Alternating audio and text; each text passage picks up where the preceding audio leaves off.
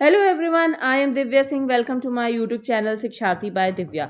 तो दोस्तों, आज जो है तो मैं आप लोगों के साथ अपनी स्ट्रेटजी शेयर करने वाली हूँ कि क्या मैं ऐसा क्या अलग करती हूँ कि मेरे प्री और मेंस जो है तो हमेशा निकलते हैं और फर्स्ट अटेम्प्ट में ही जो है तो मेरा प्री और मेंस दोनों क्लियर हुआ है। तो चलिए आगे बढ़ते हैं। तो आज जो है तो हमारे वीडियो के दो टॉपिक है। क्या है वो दो टॉपिक? एमपीपीएससी प्री 2026 के लिए क्या करें, और सेकंड टॉपिक है कि एमपीपीएससी मेंस 2025 के लिए क्या करें। या अगर इनको मैं दूसरे शब्दों में कहूँ तो मैंने क्या किया है और मैं क्या कर रही हूँ प्री के लिए और मेंस के लिए, मेरी क्या स्ट्रैटेजी रही है, वही मैं आप लोगों को बताने वाली हूँ।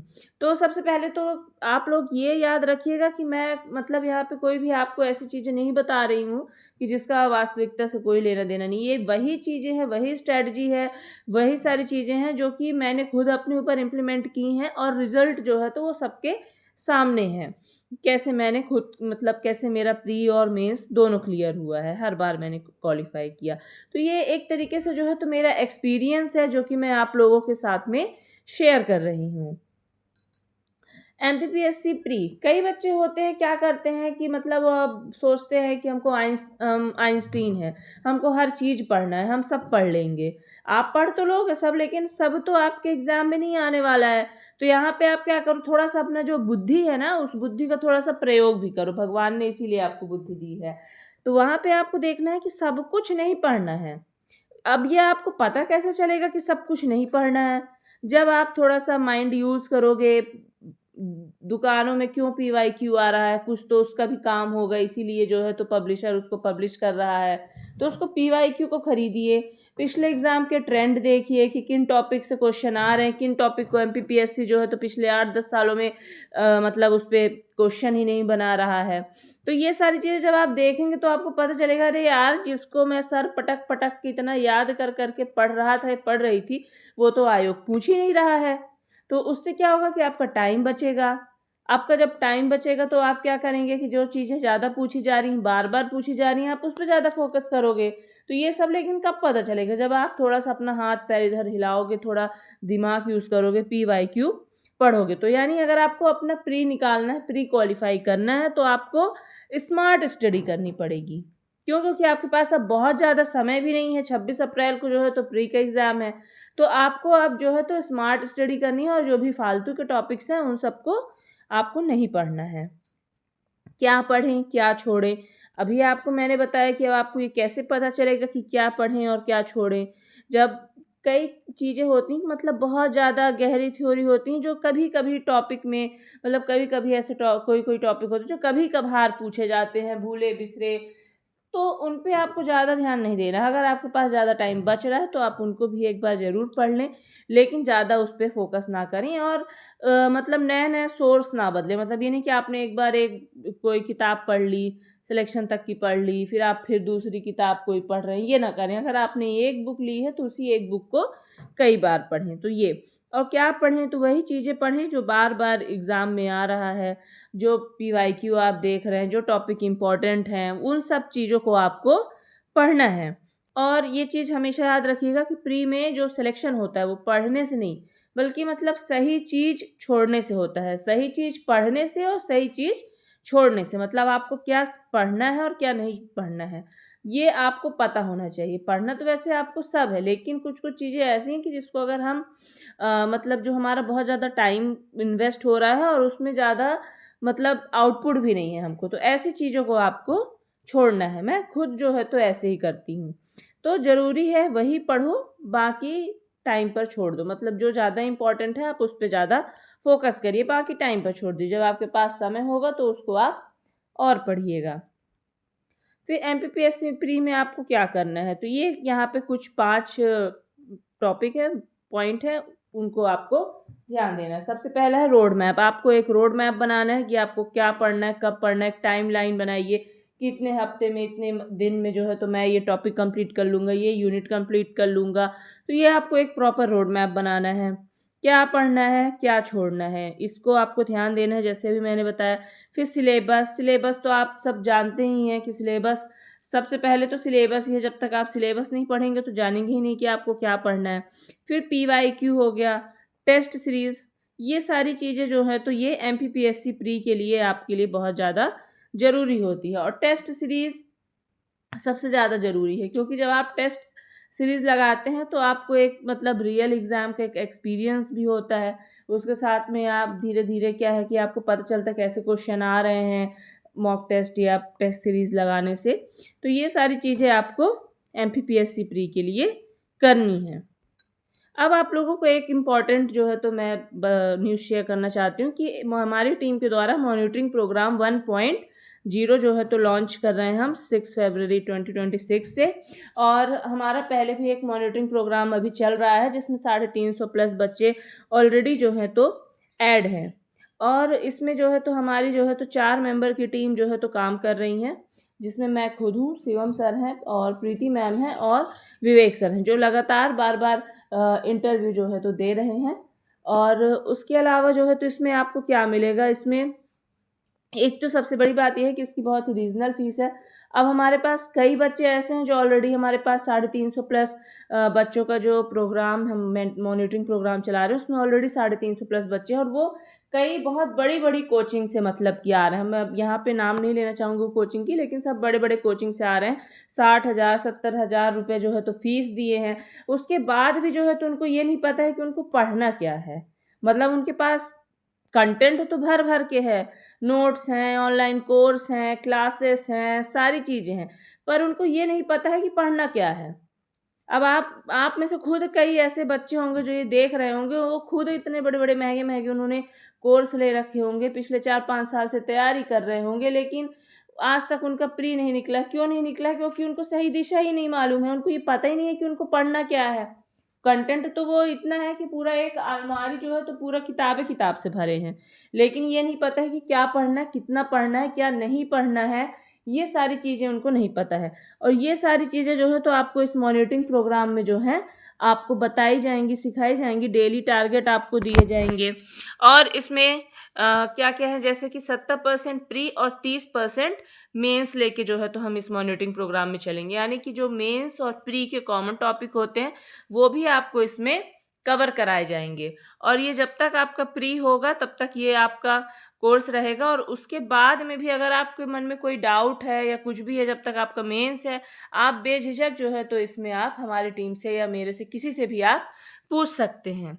और इसमें और क्या-क्या चीज़ें हैं, आपको डेली स्टडी टारगेट है, फिर प्री प्लस मेंस दोनों का आपको रोड मैप मिलेगा, क्या पढ़ना है, कैसे पढ़ना है, कितने दिन में कवर करना, मतलब आपको इसमें ये सब कुछ नहीं करना पड़ेगा। ये सब कुछ हमारी टीम जो है तो आपको बना के देगी कि आपको कब-कब क्या कंप्लीट करना है।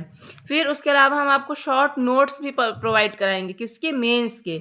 मेंस के आपको शॉर्ट नोट्स भी मिलेंगे, सॉफ्ट कॉपी में मिलेंगे। उसके अलावा एक सीक्रेट प्लान मिलेगा कैसे आपको करना है। फिर प्रैक्टिस एंड टिप्स, प्रैक्टिस भी आपको कराई जाएगी और जो भी टिप्स हैं वो आपको दिए जाएँगे इसमें।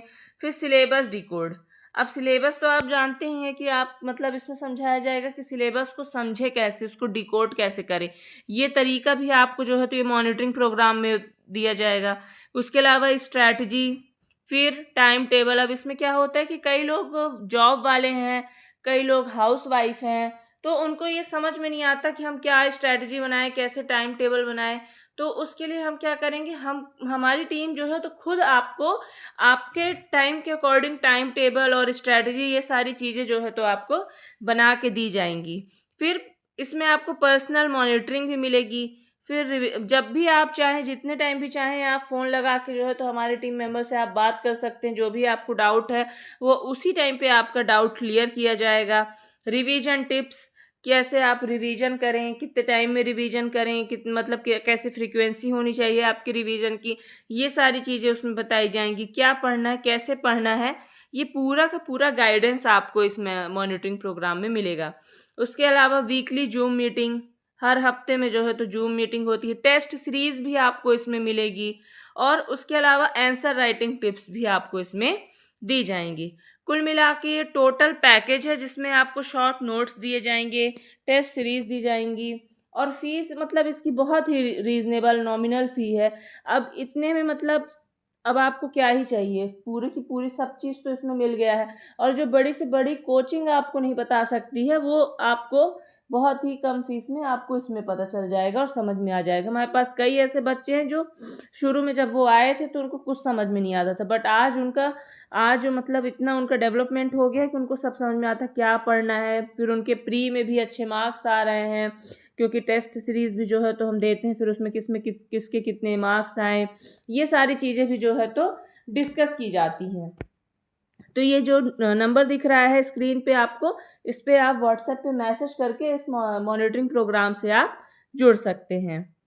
चलिए आगे चलते हैं। अब हम बात करते हैं मेंस 2025 और जो आने वाला है 2026, दोनों के बारे में बात करते हैं।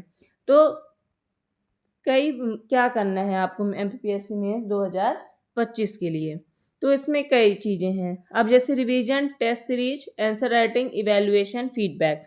अब आपको ये पता होगा कि आप जब मेंस का एग्ज़ाम देने जा रहे हो तो आपने सिलेबस तो पहले ही देखा होगा।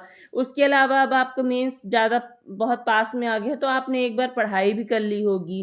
तो अब बचा क्या आपके पास? Revision, test series, answer writing, evaluation, feedback.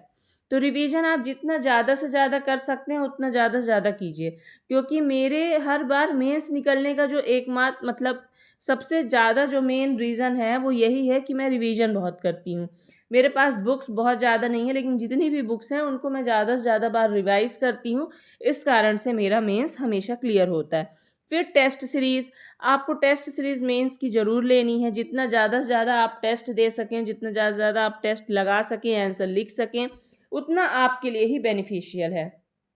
तीसरा है आंसर राइटिंग। आंसर राइटिंग बहुत ज़रूरी है, क्योंकि क्या होता है कि जब कुछ बच्चे आंसर राइटिंग ज़्यादा नहीं करते हैं तो जब वो एग्ज़ाम हॉल में जाते हैं मेंस का एग्ज़ाम लिखने के लिए, तो वहाँ पे वो बहुत ज़्यादा मतलब घबरा जाते हैं, नर्वस हो जाते हैं।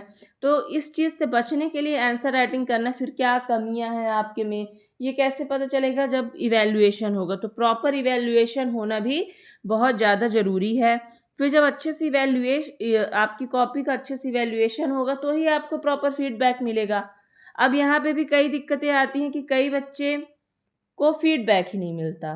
क्यों? क्योंकि वो मतलब अब उन्होंने अच्छे-अच्छे कोचिंग से ले तो लिया है अब टेस्ट सीरीज़ मेंस के लिए, लेकिन फीडबैक नहीं मिलता। फीडबैक के नाम पे क्या मिलता है? बस जितने नंबर उनको मिले और गुड और या फिर पुअर परफॉर्मेंस, गुड, एवरेज, ये मिलता है। प्रॉपर फीडबैक नहीं मिलता है। अब जब आपको प्रॉपर फीडबैक नहीं मिलेगा, आपको ये नहीं बताया जाएगा कि इस आंसर में ऐसे नहीं लिखना था, इसको ऐसे लिखना था, यहाँ पे ये कमी है, तो आप इम्प्रूव कैसे करोगे? नहीं कर पाओगे। अब कुछ बच्चे होते हैं बहुत होशियार, एक्सेप्शनल होते हैं, जिनको सब समझ में आ जाता है ऐसे में ही, लेकिन अधिकतर बच्चे ऐसे होते हैं जिनको जब आप बताएँगे कि बच्चे आपकी गलती यहाँ पे है, इसको आपको ऐसे करना है, तो ही होगा। अभी हमारे साथ 150 बच्चे जुड़े हैं मेंस के, जो कि आंसर राइटिंग प्रोग्राम से हमारे जुड़े हैं, और उनको हर एक बच्चे को जो है तो हम प्रॉपर फीडबैक देते हैं। जो भी कॉपी चेक करते हैं उसके बाद प्रॉपर फीडबैक देते हैं कि आपके में ये कमी है, ये कमी है, और उनकी पहली कॉपी जो हमने चेक की है और जो कॉपी आज हमने चेक की है, उसमें ज़मीन आसमान का फ़र्क है। मतलब पहले वाली में कई कमियाँ थी, कई गलतियाँ थी जो अब की कॉपी में नहीं है। जो भी बच्चे वो फीडबैक को सीरियसली फॉलो कर रहे हैं, उनकी कॉपी में बहुत ज़्यादा इम्प्रूवमेंट है। तो आप भी जो है तो जिस भी कोचिंग से आपने टेस्ट सीरीज़ ली है, आप उस कोचिंग से सबसे पहले यही बोलिए कि हमको एक प्रॉपर फीडबैक दें। और ये याद रखिएगा कि जो मेंस है वो किससे होता है? मेंस सिलेक्शन किससे होता है? राइटिंग और इवैल्यूएशन। यानी आप जो लिख रहे हैं उसका जब प्रॉपर इवैल्यूएशन होगा तो आपको अच्छा फीडबैक, मतलब जो भी आपकी कमियां हैं या अच्छाइयां हैं उसका फीडबैक जब आपको मिलेगा तभी आपका मेंस में सिलेक्शन होगा।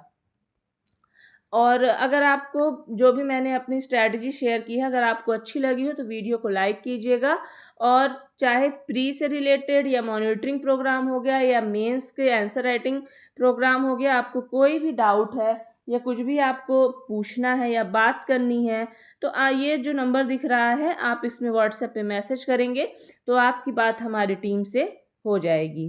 Thank you.